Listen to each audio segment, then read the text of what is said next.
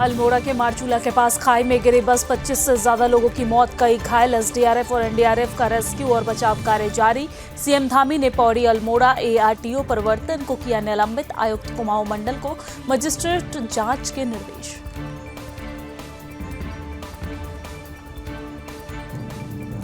हरिद्वार में आज शाम होगा भव्य गंगा उत्सव। केंद्रीय जल सहित मंत्री सहित कई हस्तियां रहेंगी मौजूद। गंगा की धार्मिक और सांस्कृतिक विरासत जन जन तक पहुंचाना मुख्य उद्देश्य। कार्यक्रम में बीएसएफ राफ्टिंग टीम को दिखाया जाएगा फ्लैग ऑफ।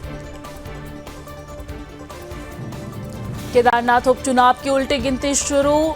16 दिन बाद 20 नवंबर को होगा केदारनाथ सीट के लिए मतदान। बीजेपी की आशा नौटियाल और कांग्रेस के मनोज रावत में है सीधा मुकाबला। प्रत्याशियों के जनसंपर्क कार्यक्रम लगातार जारी। यूपीसीएल के एमडी अनिल यादव के सेवा विस्तार पर सियासत शुरू। सरकार के फैसले के खिलाफ कांग्रेस धामी सरकार पर हमलावर। बीजेपी प्रदेश अध्यक्ष करेंगे सीएम धामी से बातचीत। कांग्रेस ने कहा कि भ्रष्टाचार पर बीजेपी की कथनी और करनी में कोई अंतर नहीं।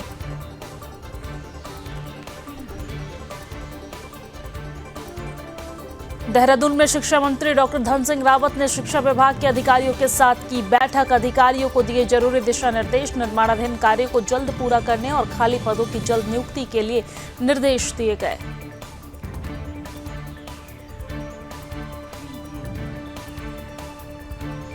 प्रदेश के सरकारी स्कूलों की मरम्मत को लेकर हरकत में शिक्षा विभाग। स्कूलों को ए से लेकर डी तक की श्रेणियों में बांटा गया। डीजी ने दिए डी श्रेणी वाले स्कूल के लिए डीपीआर तैयार करने के निर्देश। कई स्कूलों को मरम्मत के लिए जारी किया बजट। चंपावत को सीएम धामी की 98 लाख के 8 किलोमीटर संपर्क मार्ग की सौगात। विधायक प्रतिनिधि दीपक रजवाड़ ने किया लोकार्पण। रियासी बमन गांव समेत कई गांवों को मिलेगा लाभ। स्थानीय युवाओं को मिलेंगे रोजगार के नए अवसर। नई टिहरी के जिलाधिकारी ने जनता दरबार में सुनी क्षेत्र से जुड़ी समस्याएं। समाधान के लिए अधिकारियों को दिए उचित निर्देश। साथ ही दीपावली के बाद शहर में साफ सफाई और राज्य स्थापना दिवस के लिए अधिकारियों को निर्देश दिए गए।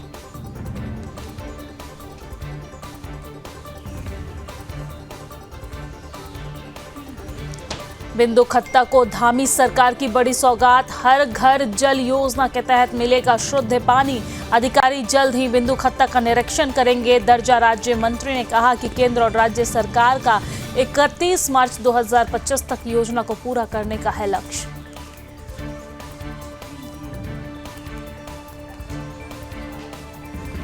उत्तराखंड के कैबिनेट मंत्री सौरभ बहुगुणा ने कांग्रेस पर लगाया आरोप। भ्रम फैलाकर चुनाव जीतना चाहती है कांग्रेस। बीजेपी ने सोच समझकर आशा नौटियाल को टिकट दिया। कांग्रेस प्रत्याशी मनोज रावत ने विधायक होने पर निधि तक खर्च नहीं की।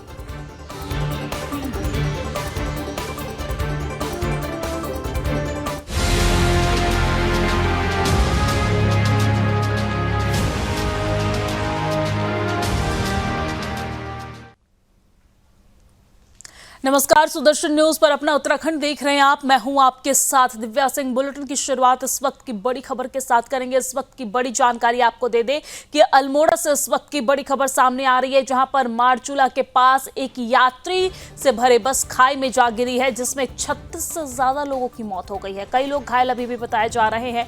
42 सीटर बस में काफी लोग सवार थे। ये बड़ी जानकारी हम आप तक पहुंचा रहे हैं, जहां पर मरने वालों की संख्या ज्यादा होने के आसार है। नैनी डांडा के किनात से रामनगर जा रही थी ये बस, और बस से नीचे गिरे लोगों ने ही मदद बुलवाई।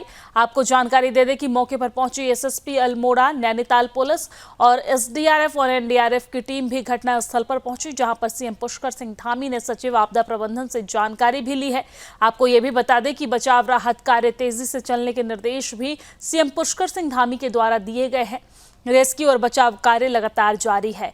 तो ये बड़ी और अहम जानकारी हम आप तक पहुंचा रहे हैं। आपको ये भी बता दें कि इस पूरे मामले में सीएम धामी ने निलंबन के सख्त निर्देश दे दिए हैं। पौड़ी अल्मोड़ा एआरटीओ प्रवर्तन को किया निलंबित और मृतक परिजनों को 4 लाख रुपए, घायल को 1 लाख का मुआवजा दिया जाएगा।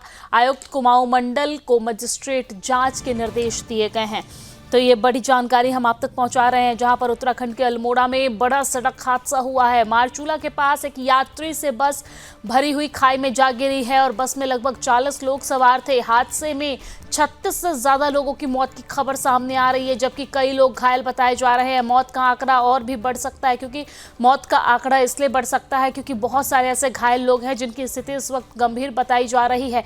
मौके पर राहत और बचाव कार्य लगातार चलाया जा रहा है। एसडीआरएफ और एनडीआरएफ की टीम मौके पर पहुंच चुकी है। वहां पर रेस्क्यू ऑपरेशन चलाया जा रहा है। हादसे का शिकार हुई बस नैनी डांडा के किनात से सवारियों को लेकर जा रही थी और बस को रामनगर जाना था।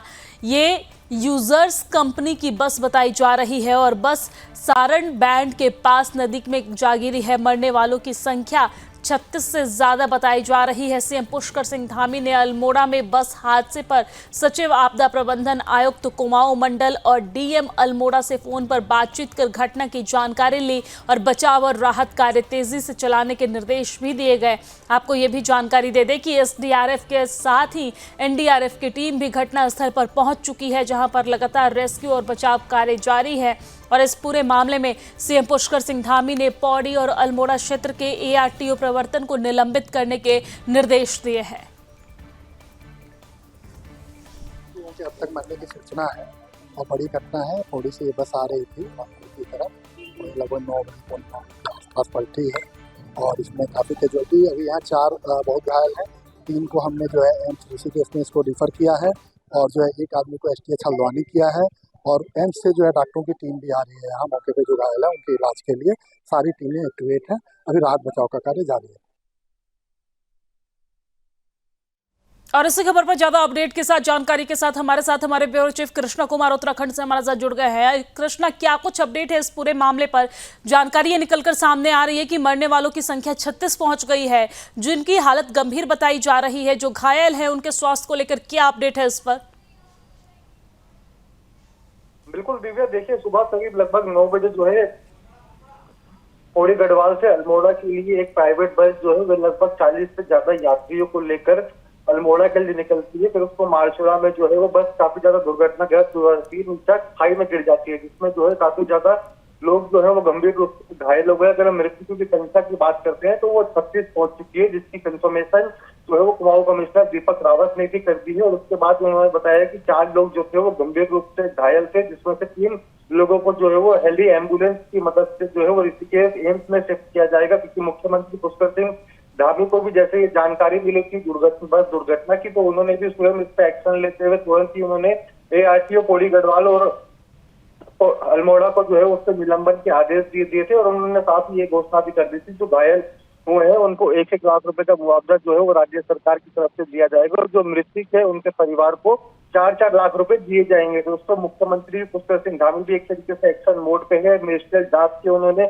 आदेश दिए हैं। कुमाऊं कमिश्नर दीपक रावत खुद ग्राउंड जीरो पर अब से कुछ देर में पहुंचने वाले हैं और ऋषिकेश से एम्स से भी एक डॉक्टर की टीम जो है वो मौके पर ही वहां पे भेजी जाएगी कोई जांच करने के लिए, जो भी एक तरीके से घायल है, क्योंकि रेस्क्यू ऑपरेशन जो है वो अभी भी एसडीआरएफ और एनडीआरएफ के द्वारा जो है वो चलाया जा रहा है, क्योंकि उम्मीद जताई जा रही है कि बस में जो है वो 45 के करीब यात्री जो है वो सवार थे। क्योंकि सवाल ये भी उठ रहे हैं कि एआरटीओ के रहते हुए किस तरीके से जो है बस एक प्राइवेट लोडेड जो है वो ओवरलोड में चलती है। 42 सीटर बस है, लेकिन उसमें 45 से भी अधिक यात्रियों की जो है वो संभावना जताई जा रही है, क्योंकि अभी तक रेस्क्यू ऑपरेशन चलाया जा रहा है। दीपक रावत कुमाऊं कमिश्नर जो है उनका भी साफ कहना है कि हमारी पहली प्राथमिकता है कि रेस्क्यू ऑपरेशन जो है वो समय रहते ही पूरा हो जाए, ताकि हमें पूरी एक तरीके से पता चल पाए कि कौन कौन लोग इस तरीके से जख्मी और कौन लोग मृत्यु हुए हैं। फिलहाल इसमें जो है 4 लोग जो गंभीर रूप से घायल थे, उसमें 3 को ऋषिकेश एम्स हॉस्पिटल भेज दिया गया है। एक का उपचार वहीं स्थानीय हॉस्पिटल में चल रहा है और साथ ही 36 लोगों की जो मृतकों की पुष्टि है वह दीपक रावत ने करी है। जी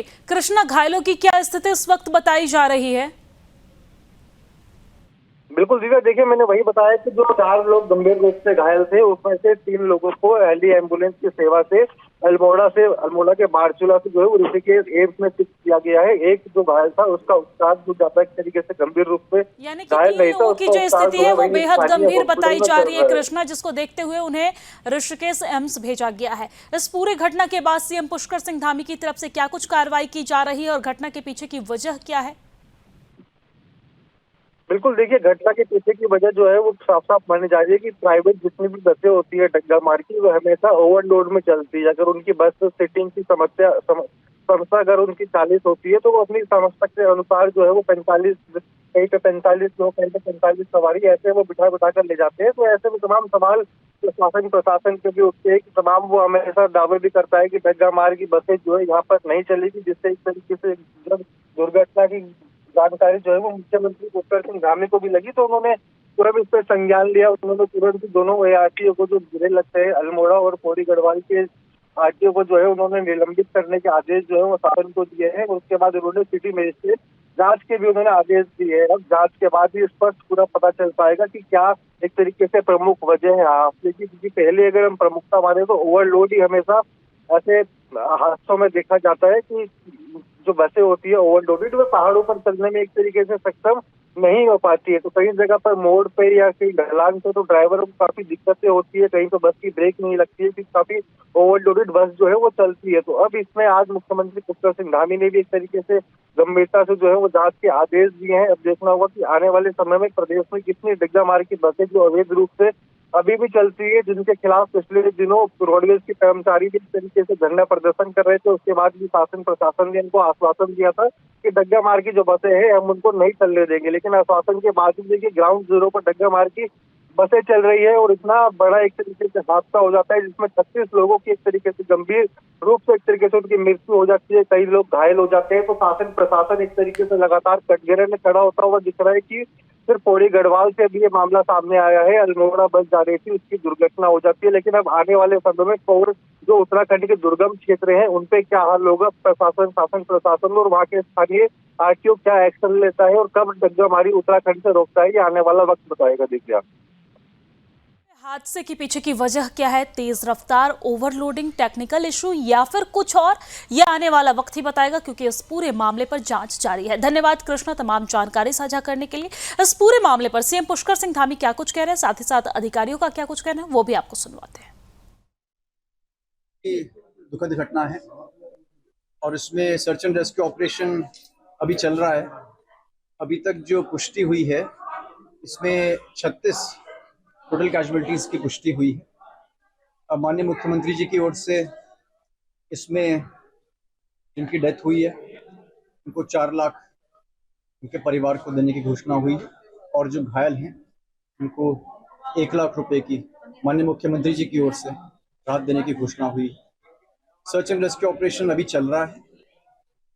4 लोग ऐसे थे जिनकी ज़्यादा स्कल में इंजरीज थी, उसमें से 3 को अभी माननीय मुख्यमंत्री जी के निर्देश पे हेली एम्बुलेंस से एम्स को रवाना कर दिया गया है और एम्स से भी एक डॉक्टर्स की टीम रामनगर में भी आएगी और माननीय मुख्यमंत्री जी की ओर से निर्देश है जिनको भी और हायर सेंटर भेजने की आवश्यकता है तो हेली इवैक्यूएशन की फैसिलिटी अवेलेबल रहेगी, उससे हम भिजवाएंगे। रामनगर के पास अल्मोड़ा जनपद में बहुत ही दुखद घटना घटी है। एक गहरी खाई में बस जिससे अनेक लोगों को अपनी जान से हाथ धोना पड़ा है और कई घायल हुए हैं। उन सभी घायलों को तत्काल स्वास्थ्य सुविधाएं मिले, उपचार मिले, उसके लिए सभी एम्बुलेंस इत्यादि की व्यवस्था तत्काल वहां पर की जा रही है। सभी को भेजा गया है, सभी अफसरों को मौके पर जाने के निर्देश दिए हैं और इस पूरी घटना के लिए कुमाऊं कमिश्नर को मजिस्ट्रियल जांच के आदेश दिए हैं और संबंधित विभाग के लोगों को निलंबित करने के भी आदेश दिए हैं जो भी इस घटना से संबंधित हैं। कहीं भी कोई लापरवाही होगी तो उसके खिलाफ सख्त कार्रवाई की जाएगी। अभी तो हमारी प्राथमिकता है कि घायलों को तत्काल जो है इलाज मिले, जिससे कि उनका स्वास्थ्य जो है जल्दी ठीक हो और इसके लिए सभी अस्पतालों को भी निर्देशित कर दिया गया है। सभी अधिकारी मौके पर जा रहे हैं।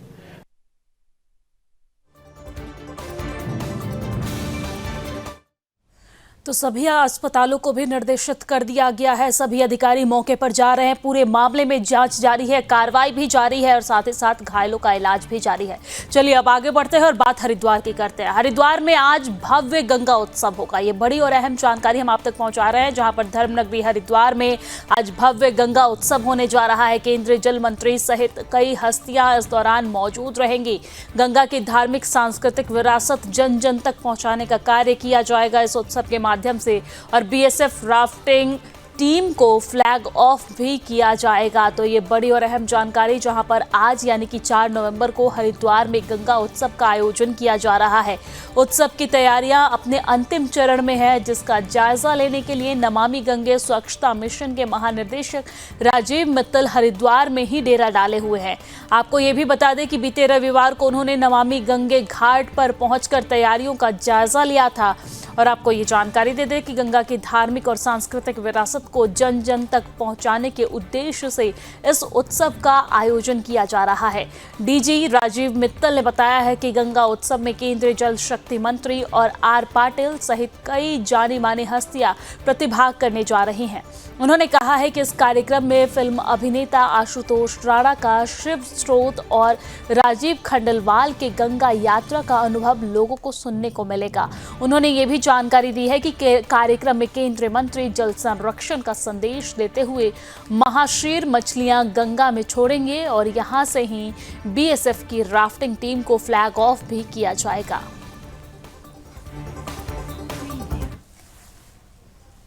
नमामि गंगे तरफे ये जो गंगा उत्सव 24 आयोजन किया जा रहा है, ये इसका 8वां एडिशन है और इस बार हम ये प्रोग्राम चंडीघाट हरिद्वार पे कर रहे हैं।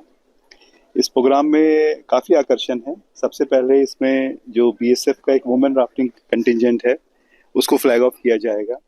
ये वुमेन राफ्टिंग कंटिजेंट ये गंगा सागर तक जाएगा। इसका 50 दिन का पूरा अभियान है।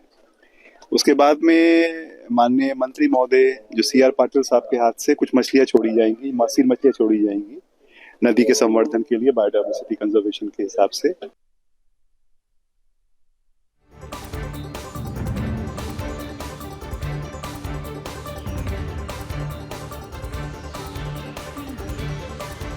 जानकारी के साथ हमारे संवाददाता हरिद्वार से राजकुमार पाल हमारे साथ जुड़ गए हैं। राजकुमार, जिस तरीके का भव्य उत्सव आज वहां पर किया जाना है, जिसकी तैयारियां पूरी कर ली गई है, किस तरह का कार्यक्रम यहां पर होना है, कौन कौन हस्तियां इस दौरान मौजूद रहेंगी, क्या कुछ जानकारी है इस कार्यक्रम से जुड़ी हुई, बताइए।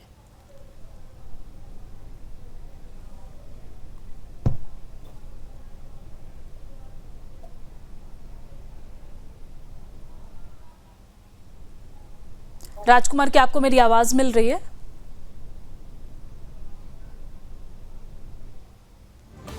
चलिए एक बार फिर से आपसे संपर्क करने की कोशिश करेंगे।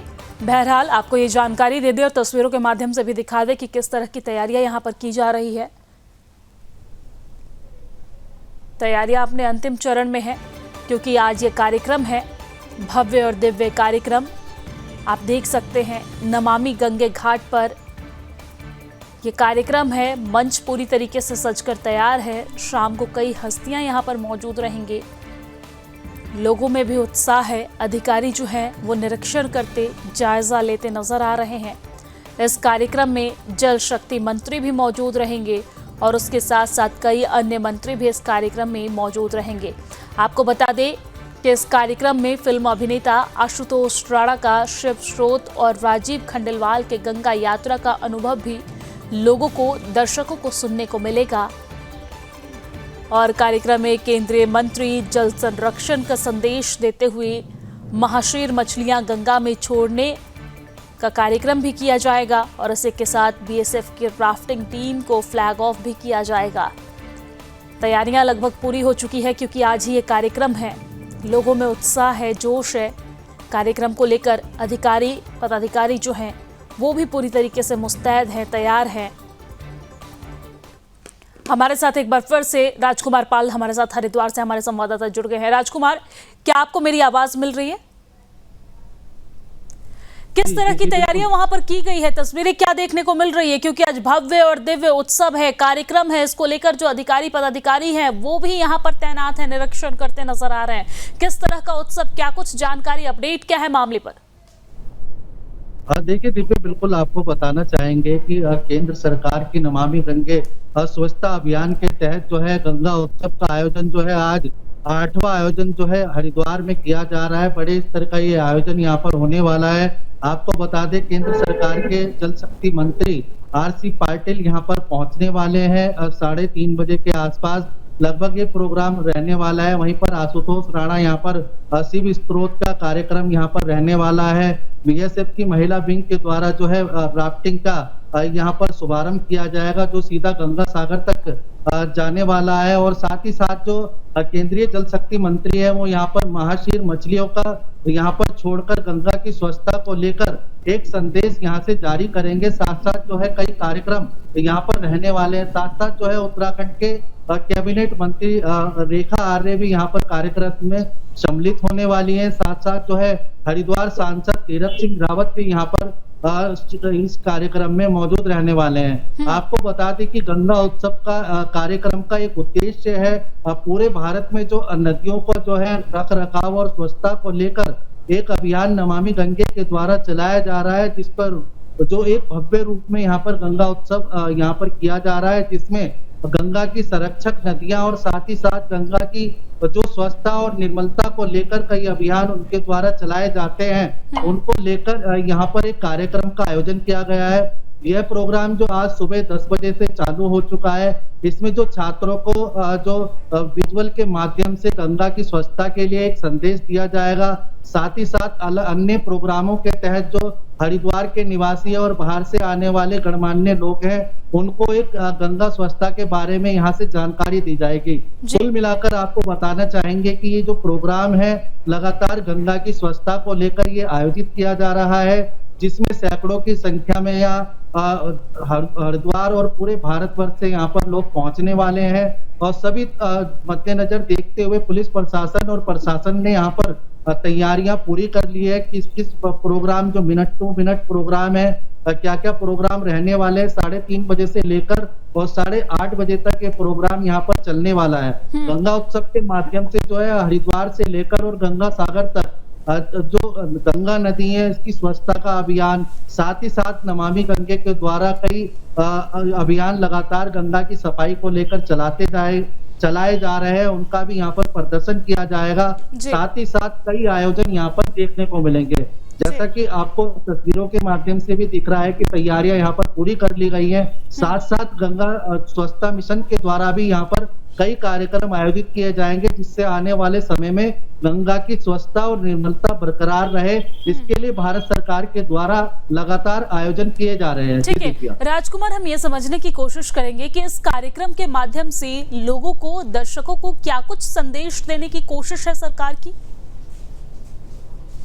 देखिए, बिल्कुल आपको बता दें कि प्रधानमंत्री नरेंद्र मोदी के द्वारा उनका ड्रीम प्रोजेक्ट है गंगा जो स्वच्छ हो, निर्मल हो। उसी के तहत जो है नमामि गंगे मिशन के द्वारा ये प्रोग्राम का आयोजन किया जा रहा है। लगातार इस प्रोग्राम के माध्यम से एक संदेश दिया जाएगा, जिससे कि आने वाले समय में गंगा की स्वच्छता और निर्मलता बरकरार रहे। साथ ही उन लोगों को भी वीडियो के माध्यम से एक मैसेज पहुंचाने का काम किया जाएगा कि गंगा में जो भी है, कोई भी गंगा के आसपास क्षेत्र में निवास करते हैं, वो गंगा में गंदगी ना डालें और गंगा की निर्मलता को बरकरार रखें। गंगा को स्वच्छ बनाने के लिए, गंगा को स्वच्छ रखने के लिए एक संदेश देने की कोशिश कार्यक्रम के माध्यम से, और कार्यक्रम को लेकर तैयारियां पूरी हो चुकी है। तो आज शाम हमारे दर्शक भी जाकर हर की पैड़ी पर कार्यक्रम देख सकते हैं। धन्यवाद तमाम जानकारी साझा करने के लिए, हमारे साथ लाइव जुड़ने के लिए। चलिए अब आगे बढ़ते हैं।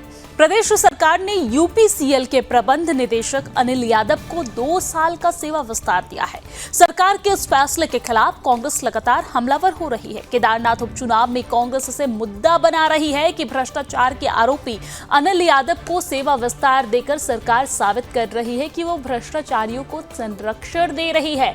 और इस मामले को तूल पकड़ते देख भारतीय जनता पार्टी के प्रदेश अध्यक्ष महेंद्र भट्ट बचाव मुद्रा में है। जी हां, तो महेंद्र भट्ट बचाव मुद्रा में है और उनका कहना है कि वो सरकार से बात करेंगे कि इस फैसले की समीक्षा हो। प्रदेश सरकार के अनिल यादव को सेवा विस्तार देने से 10 काबिल इंजीनियरों को इस पद की होड़ से बाहर होना पड़ा है। इसमें से कई अच्छे इंजीनियर और ऑफिसर भी हैं। जो यूपीसीएल की कार्यप्रणाली को बेहतर कर सकते हैं। इस संस्थान को आगे ले जाने की क्षमता रखते हैं। इसमें संजय टम्टा, मदन राम, आर्य चीफ, लेवल 1 राजकुमार, मोहित जोशी, एनके विष्ट और साथ ही साथ डीएस खाती और जसवंत सिंह चीफ लेवल 2 शामिल हैं। इनके अलावा इस पद के लिए जल बिजली निगम में भी कई काबिल अफसर यूपीसीएल एमडी पद के योग्य हैं। इसमें एससी बलूनी और इसी के साथ जीएस बुदियाल और जीएस और एके सिंह शामिल हैं। ये तीनों चीफ लेवल 1 के अधिकारी हैं। देहरादून में पत्रकारों के साथ बातचीत में भारतीय जनता पार्टी के प्रदेश अध्यक्ष और राज्यसभा सांसद महेंद्र भट्ट ने कहा कि यूपीसीएल के एमडी अनिल यादव को सेवा विस्तार देने के मामले में वो मुख्यमंत्री से बात करेंगे। उन्होंने कहा कि तुरंत किसी को दोषी नहीं ठहराया जा सकता है, लेकिन इस मामले की समीक्षा की जानी चाहिए। वहीं दूसरी ओर प्रदेश कांग्रेस के पूर्व अध्यक्ष व नेता प्रतिपक्ष प्रीतम सिंह ने अनिल यादव को सेवा विस्तार देने के मामले में धामी सरकार पर हमला किया है। उन्होंने कहा है कि प्रदेश सरकार भ्रष्टाचार में डूबी हुई है और इससे साबित होता है कि भ्रष्टाचार को लेकर भारतीय जनता पार्टी की कथनी और करनी में कोई अंतर नहीं है। सरकार ऐसे अफसरों को संरक्षण दे रही है जिन पर भ्रष्टाचार के आरोप हैं। यदि योग्य को सेवा विस्तार मिल रहा है तो ठीक है, लेकिन यदि आरोपी पर पहले से ही करोड़ों के भ्रष्टाचार का आरोप है तो उसे किस आधार पर सेवा विस्तार मिला, यह विचारणीय है। आपको यह भी जानकारी दे दें कि यूपीसीएल के एमडी अनिल यादव को प्रदेश सरकार ने 2 साल का सेवा विस्तार दिया है। अनिल यादव अपने कार्यकाल में विवादों में रहे हैं, उन पर भ्रष्टाचार के कई आरोप हैं। आपको बता दें, आय से अधिक संपत्ति जुटाने के भी आरोप हैं। उनके बेटे की कंपनी भी निशाने पर है, जिसके खिलाफ पिटकुल के 23 करोड़ के टेंडर को लेकर मुकदमा दर्ज है।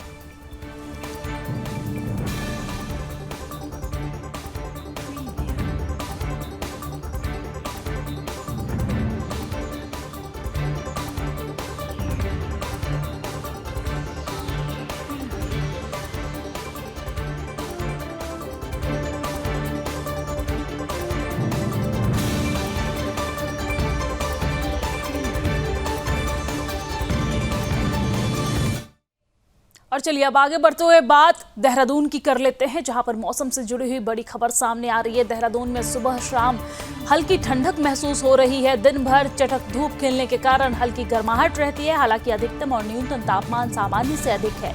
रात को पाला गिरने से धुंध और कुहासा छाने के आसार भी हैं। तो ये बड़ी जानकारी हम आप तक पहुंचा रहे हैं। मौसम से जुड़ी हुई बड़ी खबर, जहां पर दिन के ऊंचे क्षेत्रों में हो सकती है हल्की बारिश। ज्यादातर क्षेत्रों में दिखने को मिलेगी तेज धूप। प्रदेश में मौसम शुष्क है। कई क्षेत्रों में चटक धूप भी देखने को मिल रही है। निचले इलाकों में सुबह शाम हल्की ठंड रहती है। मौसम के लिहाज से देहरादून में सुबह शाम को हल्की ठंडक महसूस की जा रही है, लेकिन दिन भर चटक धूप खिलने की वजह से हल्की गर्माहट भी बनी रहती है। देहरादून का अधिकतम और न्यूनतम तापमान अभी सामान्य से अधिक बना हुआ है। मौसम विभाग के अनुसार आज देहरादून में मौसम साफ रह सकता है और रात को पाला गिरने के बाद सुबह हल्की धुंध व कुहासा छाने के आसार है। वहीं ऊंचाई वाले क्षेत्रों में हल्की बारिश भी हो सकती है।